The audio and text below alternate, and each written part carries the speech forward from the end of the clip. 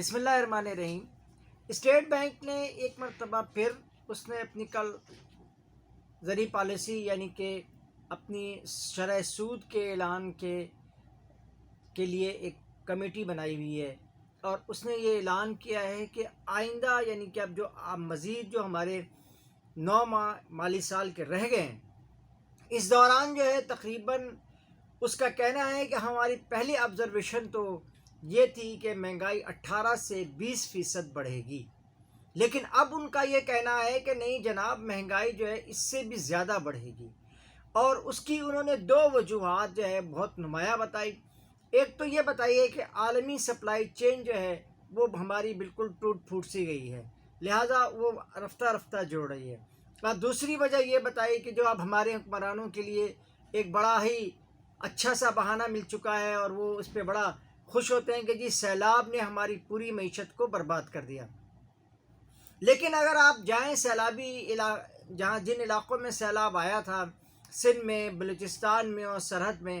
یعنی کہ خیبر پختونخوا کی اگر آپ سیر کر کے آئیں اور آپ دیکھ کر آئیں کہ سیلاب زدگان کی امداد کون لوگ کر رہے ہیں، عام جو این جی اوز ہیں یا جو چھوٹے موٹے مذہبی جماعتوں کی این جی اوز ہیں یا دیگر این جی اوز ہیں، وہ این جی اوز جو ہے وہاں پہ لوگوں کو، عوام کو کھانا پینا یعنی خدمت ان کی کر رہی ہیں، اور ان کی رہائش کے لیے بھی روٹری کلب نے بھی بہت ساری کوششیں کی ہیں،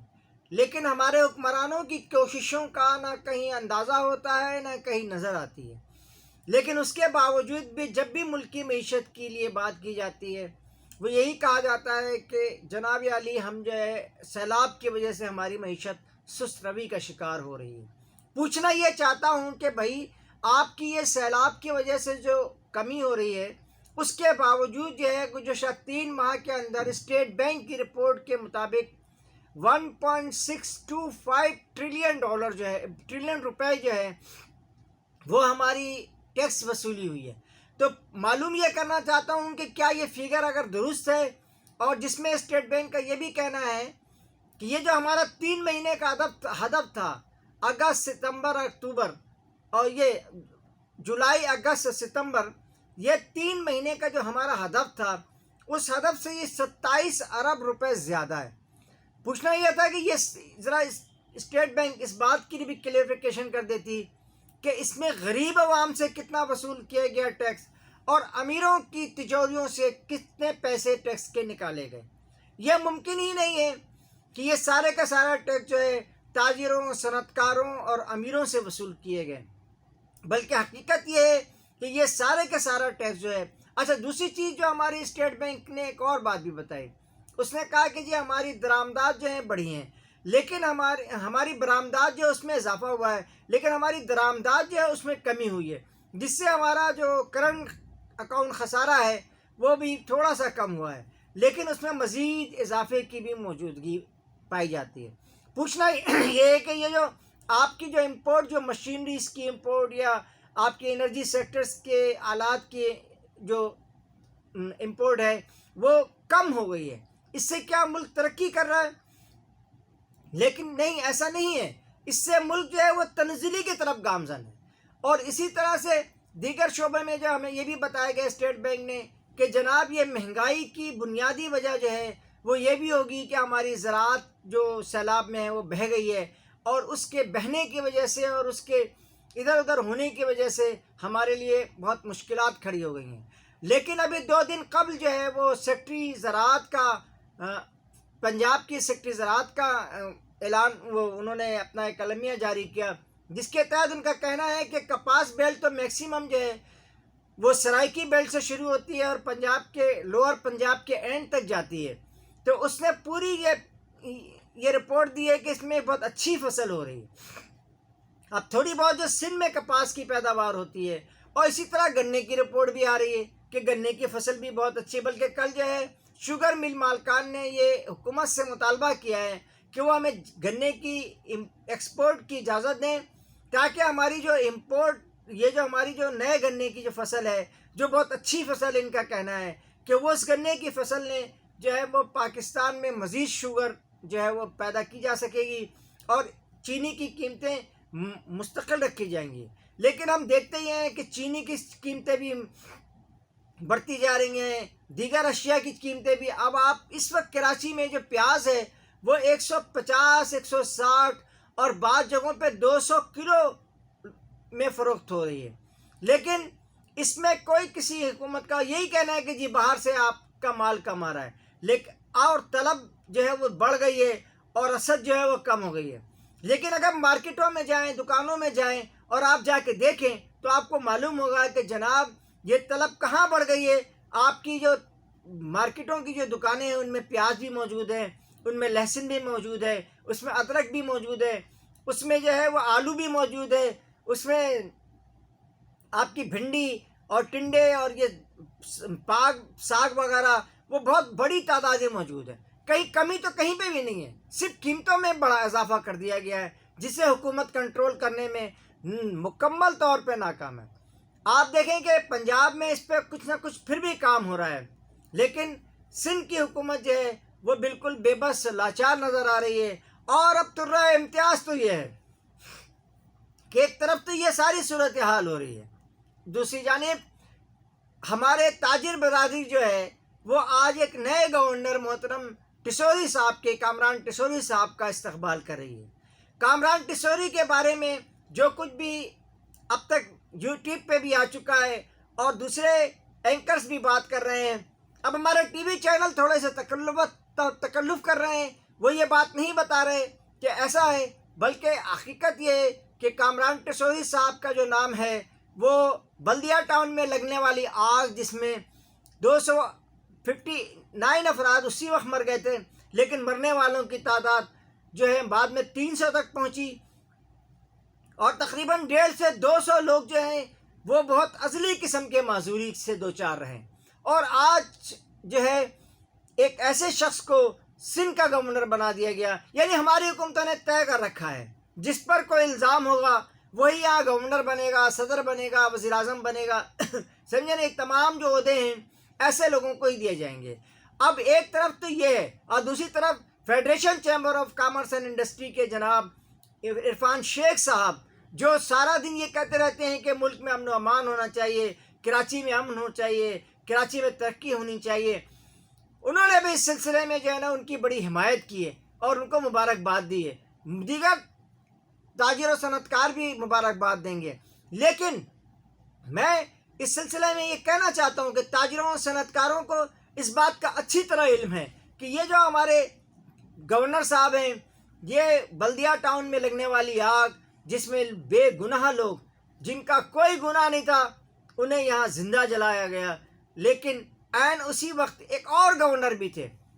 جس گورنر کا نام تھا عشرت العباد صاحب، ڈاکٹر عشرت العباد صاحب تھے، وہ بھی موجود تھے. 24 گھنٹے تک آگ لگی رہی، لوگ اس آگ میں جلتے رہے، لیکن پوری انتظامیہ اس آگ سے دور رہنے پر نہ جانے کیوں مجبور تھی، یہ اسے ہی پوچھا جا سکتا ہے.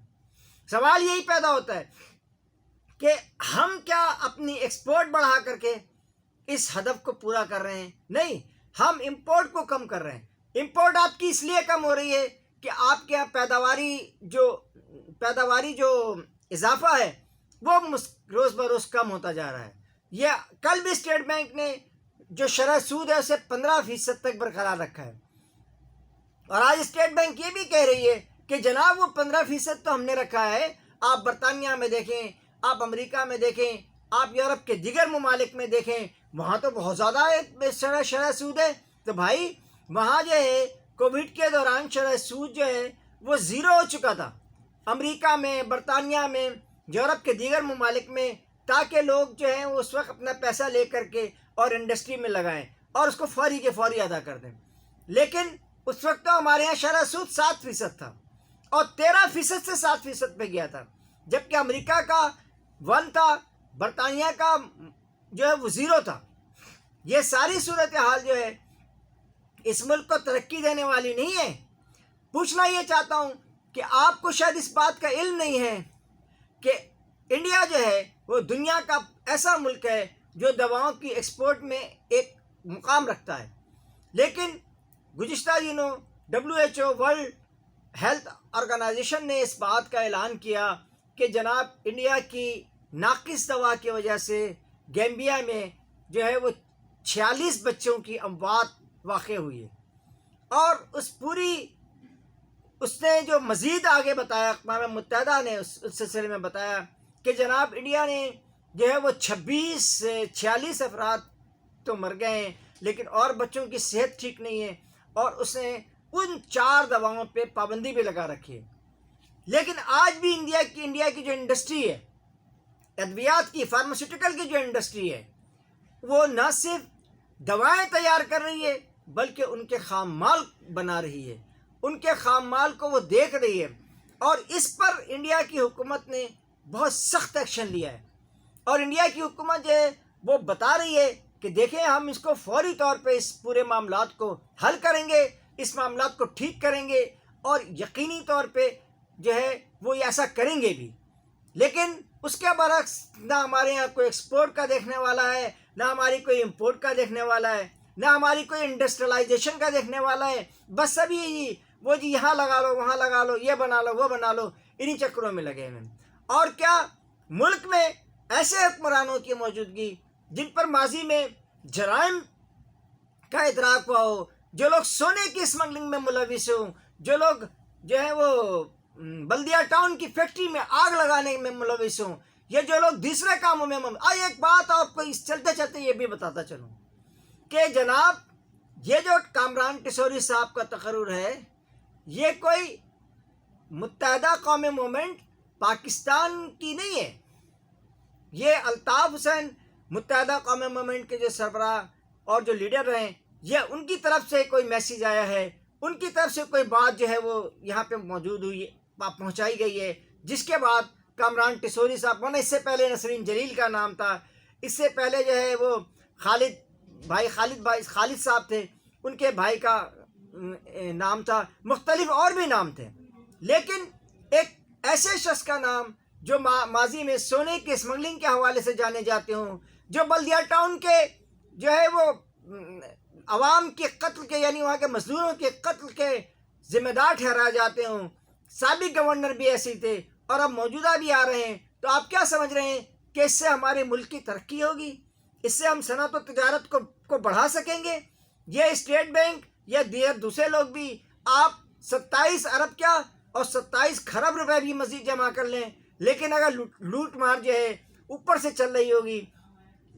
حکمران اگر لوٹ مار میں شریک ہوں گے، تو اس ملک کی ترقی قطعی ممکن نہیں ہے۔ اس لیے اللہ تعالیٰ مجھے اس بات کو کہنے کی کبھی توفیق نہ دے، مگر آپ لوگوں کو بھی اس بات پہ غور کرنا ہوگا، ہماری اسٹیبلشمنٹ کو، ہمارے عوام کو، کہ وہ کیا کر رہے ہیں، وہ کیسے حکمرانوں کو برداشت کر رہے ہیں، اور ان کے لیے یہ ممکن ہی نہیں ہے کہ وہ ان حالات میں ترقی کر سکیں۔ اس کے ساتھ ہی ایک مرتبہ پھر میں اس بات کی آپ سے گزارش کروں گا، اور یوٹیوب کا شکر گزار ہوں کہ وہ ہمیں اپنی آواز جو ہے وہ عوام میں پہنچانے کے لیے ہمیں ایک پلیٹ فارم فراہم کرتی ہے، عالمی سطح پر پلیٹ فارم فراہم کرتی ہے۔ لیکن یہ بھی بتاتا چلوں کہ ہمارے چینل کو آپ سبسکرائب بھی کریں، اسے لائک بھی کریں اور کمنٹس بھی کریں، اور بیل آئیکن کو نہ بھولیں، اس پر ضرور کلک کرنا ہے، ورنہ یہ ہماری جو ساری کوششیں ہیں اس کو دوام حاصل نہ ہو سکے گا۔ اس کے ساتھ ہی قاضی جاوید آپ سے اجازت چاہتا ہے۔ اللہ نگہبان، اللہ آپ کو خوش رکھے، اور آپ ہمیشہ ترقی کی راہوں پہ آگے سے آگے بڑھتے ہیں۔